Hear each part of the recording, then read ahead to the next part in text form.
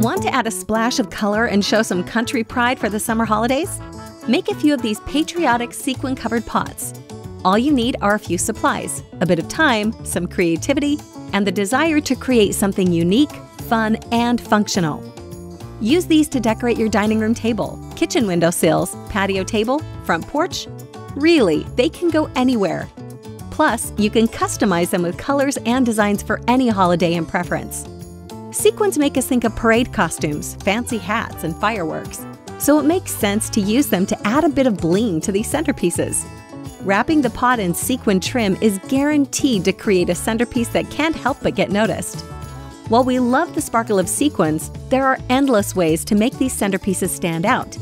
With some red, white, and blue paint, there's no end to the designs you can create. Stripes? Stars? Why not both? Use tape to paint alternating colors of stripes, or stencils to add stars. Red, white, and blue flowers and accents add some good old Americana to the pot. These pots are truly multi-purpose. See? One pot would never have been enough for the many ways you can use these.